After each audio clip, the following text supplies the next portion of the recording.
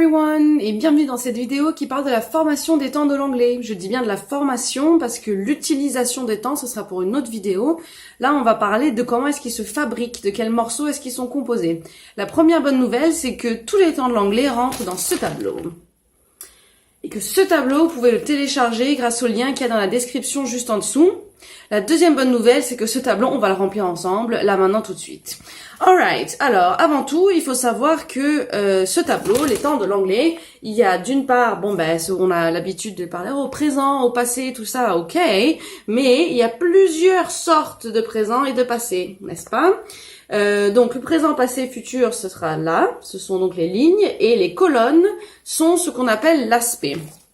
Donc on voit que là on a 4 lignes, 4 colonnes, pardon, donc 4 aspects différents. En fait, la dernière colonne, c'est la combinaison de 2 aspects, mais on va le voir.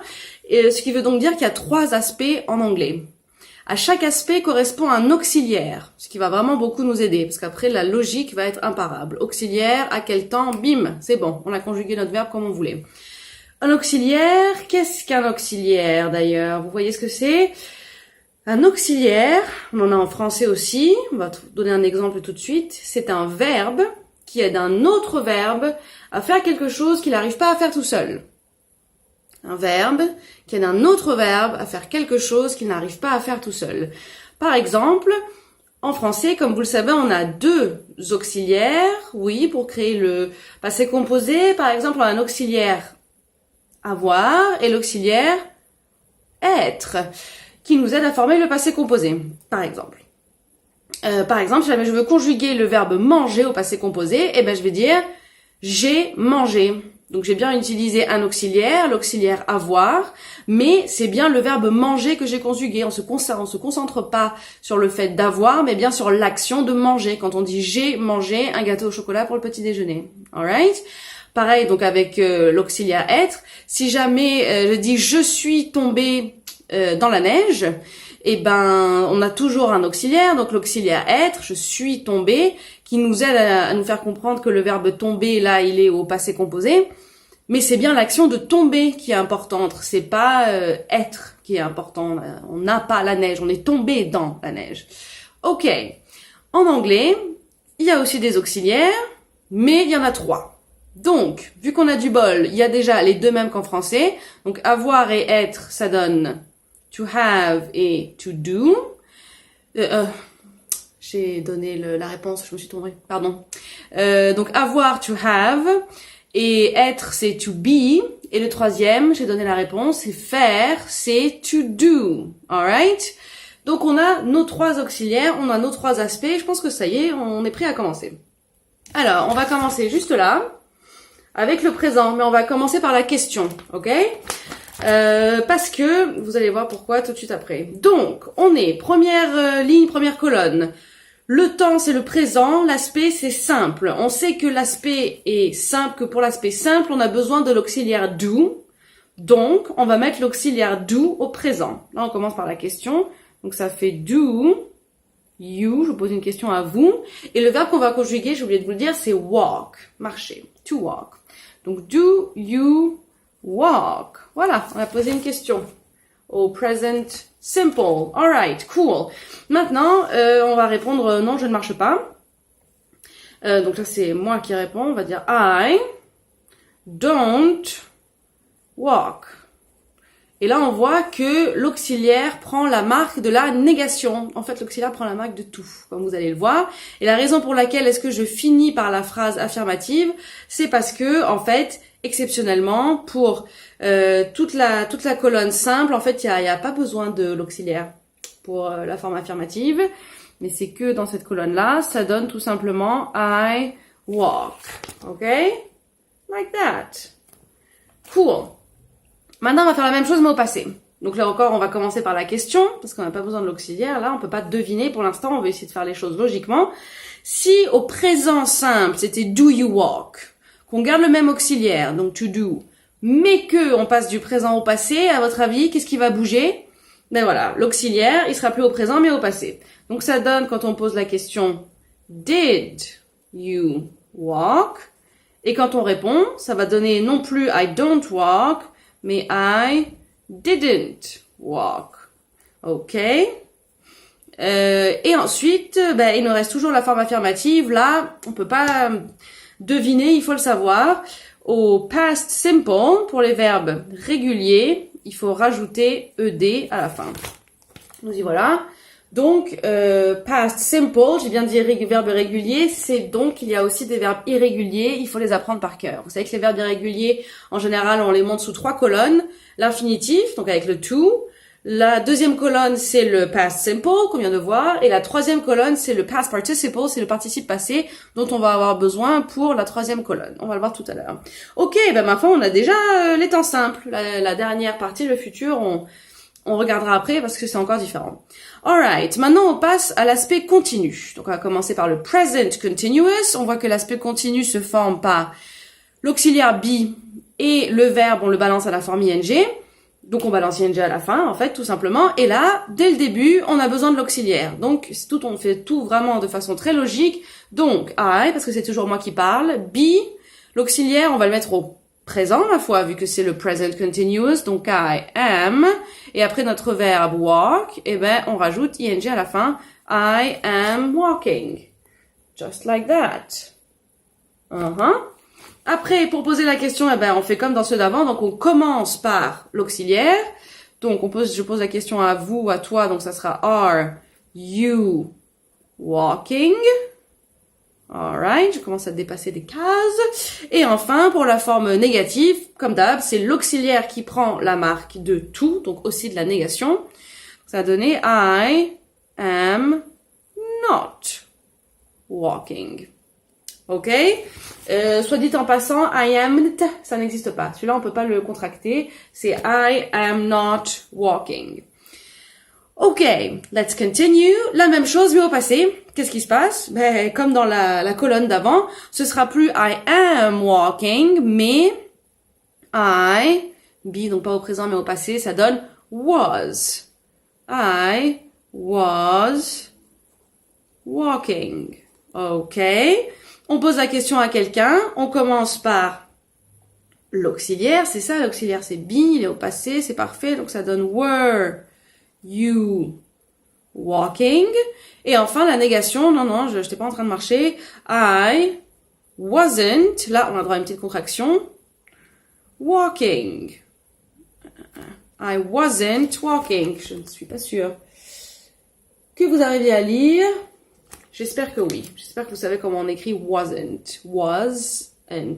W-A-S-N apostrophe T. Ok. Cool. Voilà, on a encore fait une colonne. On continue avec la forme perfect. Perfect, qu'est-ce qu'on voit? C'est have plus ed. Alors, attention, donc on avait déjà un ed tout à l'heure, c'était le past simple, rien à voir. Là, c'est, vous vous souvenez, 3 colonnes pour les verbes irréguliers. Celle du milieu, past simple. La dernière, c'est participe passé. Là, c'est du participe passé dont il s'agit. C'est juste que pour les verbes réguliers, c'est aussi ed à la fin. Voilà, les deux, walked et walked. Voilà, c'est la même chose. Alright, donc on commence avec le présent. Donc, c'est toujours moi qui parle, on va dire. I have au présent, ça fait have. Et qu'est-ce qu'on fait? Walk étant un verbe régulier, on prend walk et on balance ed à la fin. Ok? Ça donne I have walked. Ensuite, on veut poser une question. Donc, comme d'hab, on commence par l'auxiliaire. Donc, have, je pose la question à vous. You walked, il bouge pas. Have you walked? Alright? Et enfin, la forme négative, qui est-ce qui va prendre la négation à votre avis? Comme d'hab, c'est l'auxiliaire, donc ça donne I haven't walked. Ok, alright. On a notre petit morceau de colonne. Juste là. Ok, cool. Et maintenant, je suis sûre que vous connaissez la logique par cœur. Maintenant, vous savez exactement ce qui va se passer. Le prochain morceau, c'est in the past. Donc, qu'est-ce qu'on va mettre au passé, comme d'hab? L'auxiliaire, exactement. Donc, ce sera pas I have walked, mais I had walked. Ok. C'est pas have you walked, mais had you walked. Et enfin, non pas I haven't walked, mais I hadn't walked. Si c'est pas merveilleux. Et là, voilà, on a refait on a refait un morceau de colonne. On a presque fini. Alright, cool. Alors maintenant, la dernière colonne, peut-être que vous ne la connaissez pas, c'est un mix de perfect and continuous. Ne paniquez pas, vous allez voir, la structure est écrite donc en haut du tableau, c'est have plus been plus ing. En fait, c'est tout à fait logique, encore une fois, parce que c'est un mix de la structure de l'aspect parfait et de l'aspect continu. Parce que si on regarde bien, l'aspect perfect, c'est quoi? C'est have plus le verbe à la troisième colonne. Et là, comment est-ce qu'il commence ce petit truc? Have plus been. Been, c'est le verbe to be à la troisième colonne au participe passé. Parce que c'est quoi? Be, c'est donc to be, infinitif. Was, were. Oui, il a deux formes irrégulières au past simple. Donc was, were, c'est le past simple, le prétérit. Et la troisième colonne, c'est been, le participe passé. Donc là, on respecte bien la forme, la formation, la forme du perfect. Donc, ok, I have been. Mais il faut aussi le mixer avec le continu. Sauf que le continu, c'est quoi? C'est be plus ing. Et là, on a bien le verbe be. C'est celui qui est conjugué au participe passé, ok? Et après be, qu'est-ce qu'il faut? Un ing. Eh ben d'accord, on va coller ing. Donc, I have been walking. Et voilà. I have been walking. Cool. Ça continue. Du coup, là, qu'est-ce qu'on fait? Parce que là, peut-être qu'on peut se poser la question parce qu'on a deux auxiliaires, du coup. Au final, have et been. Comment savoir lequel est-ce qu'on utilise? Eh ben, en fait, c'est have, celui qui est conjugué, celui qui est actif. Donc, c'est celui-là qu'on va mettre au début de notre question. Vous allez voir que been et walking, ils vont plus du tout bouger. Donc, ça donne have you been walking? Voilà, like this. Have you been walking? Alright, cool. Et on veut dire non, pas du tout. Donc, I haven't, encore et toujours l'auxiliaire actif qui prend la marque de tout. I haven't been walking. Alright, cool. Et quand on pose la question, non, pardon, ça c'est déjà fait. Pardon, on passe au passé. Ok, so in the past, let's see. Donc du coup, on a dit qu'il n'y avait qu'un seul auxiliaire actif, donc c'est que celui-là qu'on va changer. De toute façon, on a quoi d'autre? On a un ing et un participe passé. On peut pas conjuguer ces trucs-là. Hein, ils sont déjà à une certaine forme, on n'y touche plus, quoi. Ok, donc have, par contre, il est au présent, donc on peut le mettre au passé. Ça donne I had been walking. J'écris même plus parce que c'est pareil. Ensuite, si on veut dire non. Ah non, pardon, j'arrête pas de les confondre les deux. Enfin, là, pour cette dernière colonne, je confonds ces deux-là. On pose la question. C'est quoi l'auxiliaire actif? C'est had. Donc, had you been walking? Et enfin, no, I hadn't been walking. Là, il y a trois petits points. C'est been walking. Je mets ça en partie parce que pour vous montrer que ça ne bouge pas et en partie effectivement parce que il y a pas trop de place dans la case et j'espère que vous arrivez à lire déjà tout ça. Ok, cool. Ben voyez, on a presque fini. Il nous manque plus que le dernier morceau. C'est le futur. Alors le futur, j'ai laissé en dernier parce que il est un peu particulier. Déjà, on a plusieurs façons de il y a plusieurs futurs en fait en anglais. Là, je vais vous parler du futur simple qui se forme avec un auxiliaire modal. Mais il y a plusieurs auxiliaires modaux. Qu'est-ce que c'est donc à votre avis qu'un auxiliaire modal? Est-ce que vous êtes au courant? On a vu qu'un auxiliaire, c'est un verbe qui aide un autre verbe à faire quelque chose qu'il n'arrive pas à faire tout seul. Et bien là, c'est pareil, il aide un verbe à faire quelque chose qu'il n'arrive pas à faire tout seul, mais en plus, il lui rajoute un nouveau sens.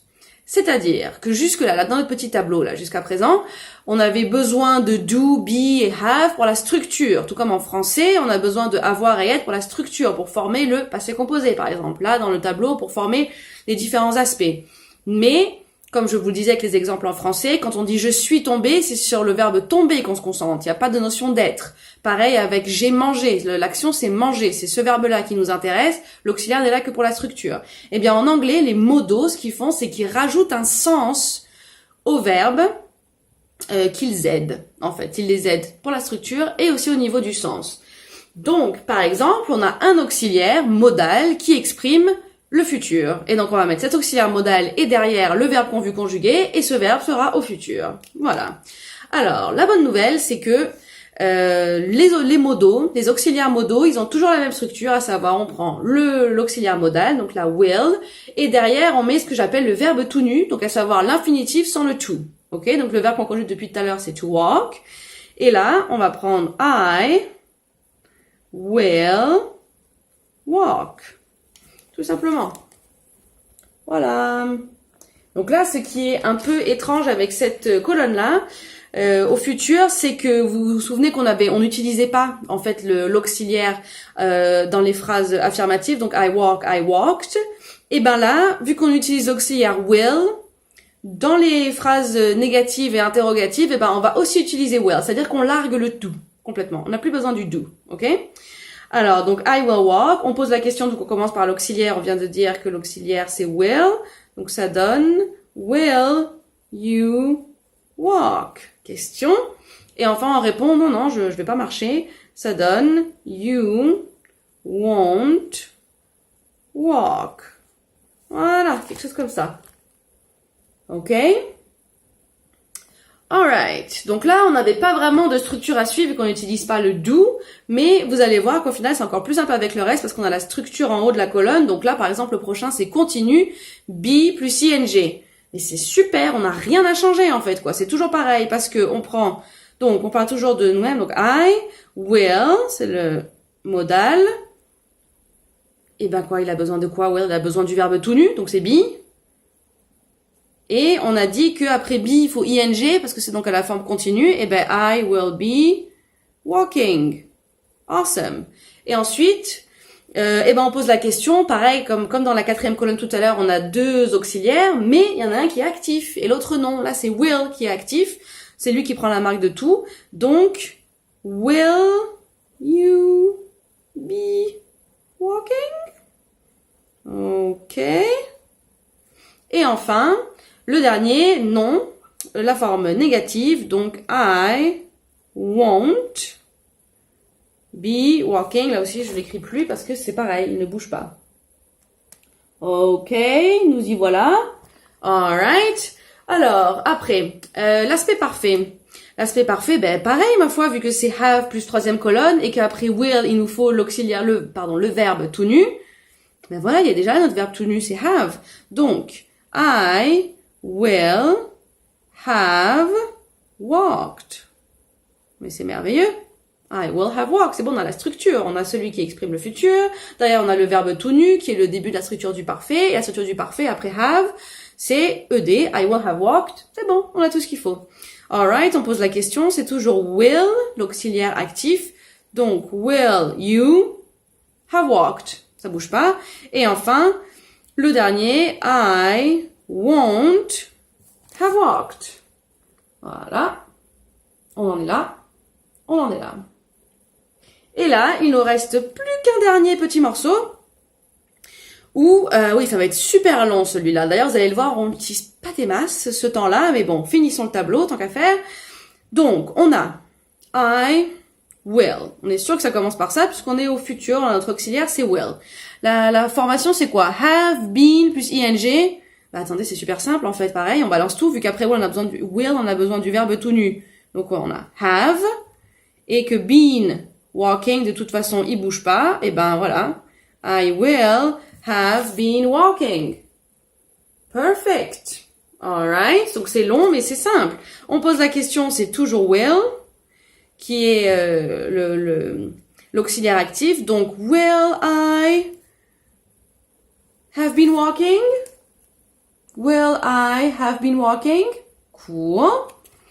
Et enfin, no, I won't have been walking. Alright. Ok, cool. Donc là, comme vous pouvez le voir, on a fini le tableau. Voilà, vous avez tous les verbes de l'anglais, tous les temps, pardon, de l'anglais devant vous, si c'est pas merveilleux. Je vais juste rajouter une petite chose parce que, eh oui, c'est comme ça. Au temps simple, il y a un petit truc à savoir. Vous le savez. Je sais que vous le savez, parce que tous les professeurs s'arrachent les cheveux à le répéter jour après jour. C'est sûr que vous l'avez déjà entendu un demi-million de fois au moins. Au présent simple, à la troisième personne, du singulier, qu'est-ce qui se passe? S. S à la fin. Donc là, l'exemple qu'on avait pris là, c'était do you walk? Mais si jamais je veux demander est-ce que elle marche, eh ben ce sera plus do, ce sera does. Does she walk? La réponse, no, she doesn't walk. Ou alors, yes, she walks. Ok? Donc ça, c'est une marque du present simple. Donc il ne faut pas l'oublier. Et vu que c'est l'auxiliaire qui prend la marque de tout, c'est pour ça que c'est do qui devient does qui le prend. Mais quand il n'y a pas de do, donc au premier à la forme affirmative, eh ben c'est le verbe qui le prend. Donc she walks, mais she doesn't walk et does she walk. Ok? Que dire d'autre? Que du coup, que du coup aussi, donc présent simple, c'est à tous les verbes quoi ont une particularité, cette particularité au présent simple. Donc bon, je vais pas parler de be parce que be il est complètement irrégulier. I am, you are, she is, tout ça, et ça ressemble à rien. Il faut juste l'apprendre. Par contre, avec have se transforme en has.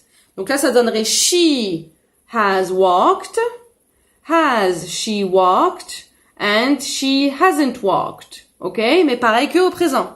Au passé, il n'y a pas d'histoire de S. Ok? Donc c'est que pour cette ligne-là. Alright? Mais par contre, là aussi, du coup, she hasn't been walking, has she been walking, and she has been walking. Ok? Voilà, je pense que c'était la dernière petite chose que j'avais à vous dire. J'espère que ça vous a plu. Donc comme je vous disais, vous avez le tableau dans le lien juste en dessous et en fait vous avez aussi le tableau rempli. Et je vous l'ai dit que maintenant parce que c'est beaucoup mieux si vous le remplissez en même temps que moi. Et après vous avez la correction, il y a des couleurs aussi et tout, c'est écrit un petit peu mieux. Je me suis dit que ça serait quand même pas mal. Alright, I hope this video helped you. It was a pleasure to be here with you. See you very soon. Bye bye!